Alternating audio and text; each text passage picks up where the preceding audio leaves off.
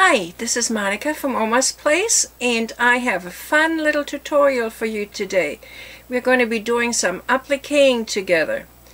I'm presently making a baby quilt for a friend's little grandson, and in that I'm using some applique designs called Little Transport.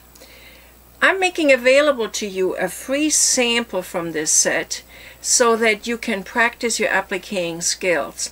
And actually, as part of this tutorial, we will actually do an applique together, okay? But you see, what I love about applique is the fact that you can use up small little pieces of leftover fabrics that you may have. If you're like me, I have several basketfuls of them.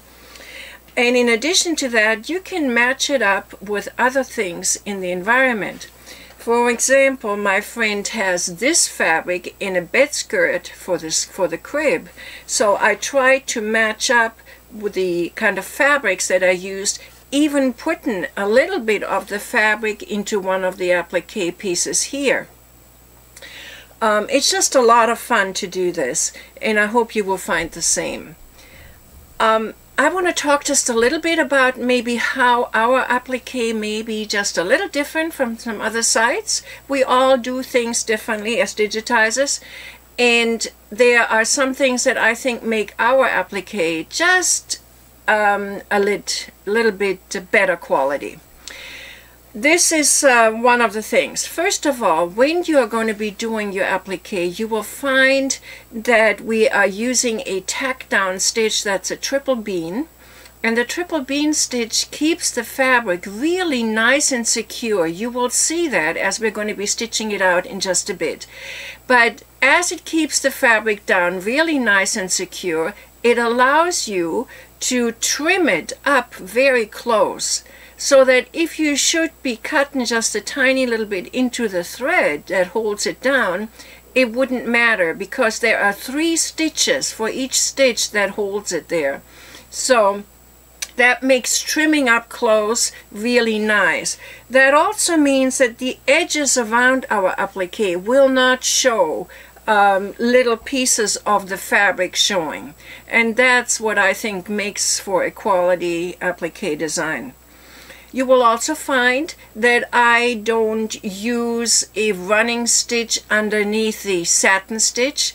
I use a satin stitch on top of a satin stitch, and I have adjusted the densities so that it still feels very nice and soft.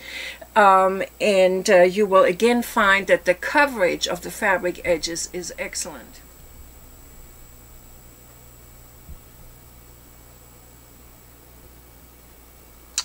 You know what? Why don't we go and do one of these applique designs together? There is nothing like actually doing something, isn't there? So let's go and have some fun. So here we are, ready to do some stitching. What I've done here, I have hooped my medium weight tearaway stabilizer. And what I like to do is I like to make marks at the horizontal and vertical center lines. And personally, I just find it easy to line up those marks with the marks on your mat, on your cutting mat. And then I'm sure that whatever I'm going to place on there is going to be straight. I use a little bit of spray adhesive. Be sure to use it away from your machine, because you don't want it to get into your machine. I have here a small piece of quilting block, a rag quilt. And I folded it in half and folded it in half again, and then creased the centers like so. I open it back up, and now I can place it right on the center lines, on the marks of that rotary cutting mat. Okay, and I push it down, press it down a little bit like so, and then I secure it with some pins, straight pins in the corners. You want to be sure when you do this that your straight pins will be out of the way of your embroidery needle, okay?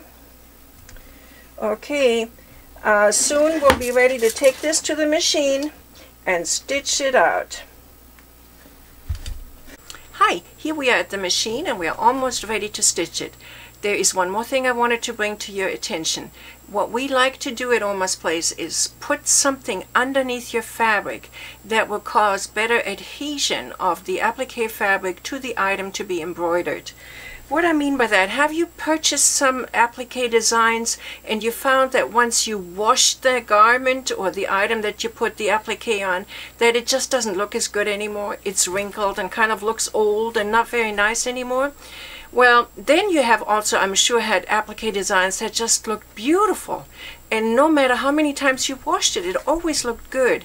The secret for many of those good-looking designs is something that's placed behind the applique fabric that will allow adhesion to the item to be embroidered.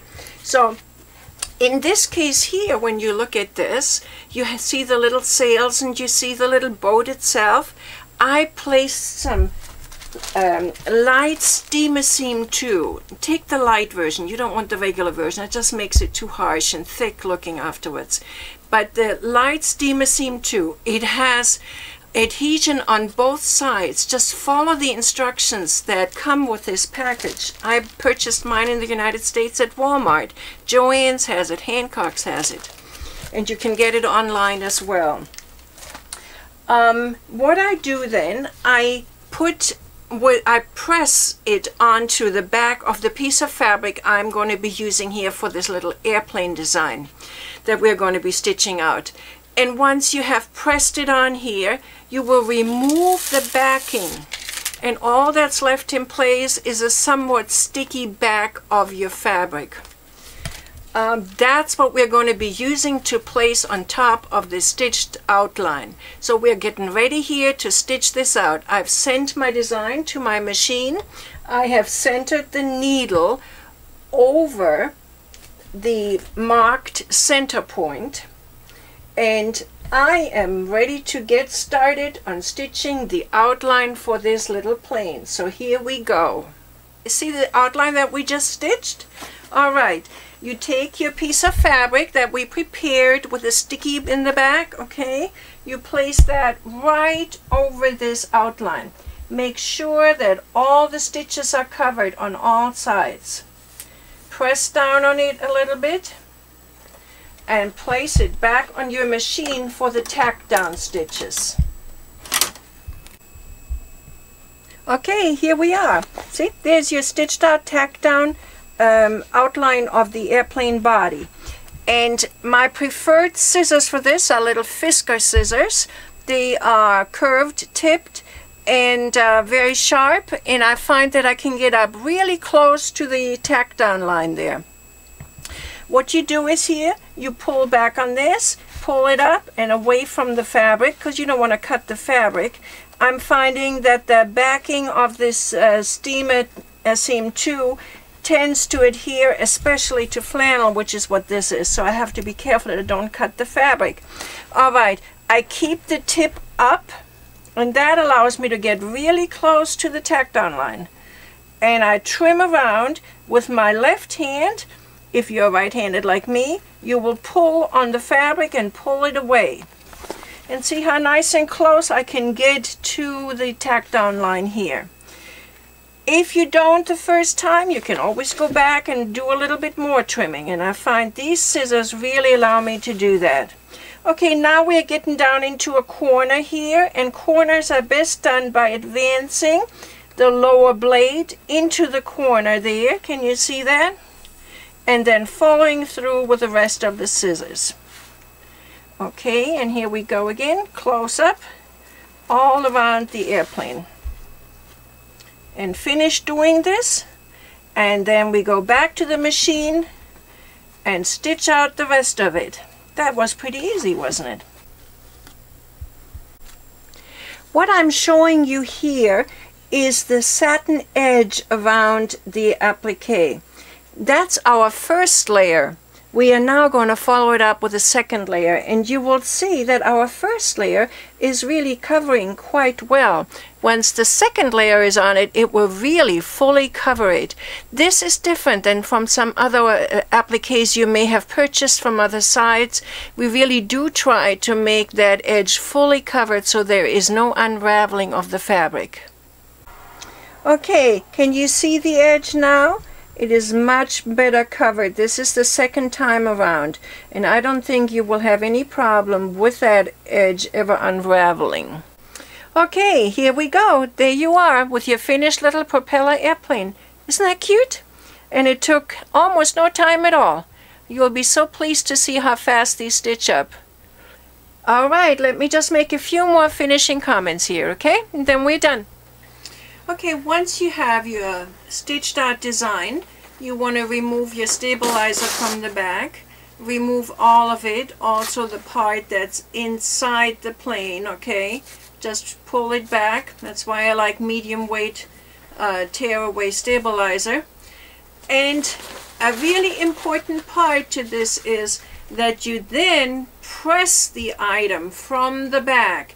Remember the steamer seam 2 that we put in on it behind the fabric? Okay, we want it to adhere really well, and so you need to press it to activate it, and that will then give you these really nice smooth pieces of fabrics that will stay that way even when washed. Alright, just a final comment I want to make on our applique designs. I want you to know that none of our applique designs, or none of any of our designs, are done by automatic function. Everything is done manually punched. Every single layer of these appliques is done by me personally, and so you can rest assured that we will try to provide you with quality designs. I want you to know that you ever find that you're not happy with anything on our designs, that we are here to help you. Please send me an email and I will try to take care of things right away. I am human, unfortunately, so on occasion mistakes happen, but I want you to know that we are here to help you in any way we can to be successful with your embroidery. Thank you so much for watching this. Give these designs a try. I think you will love it.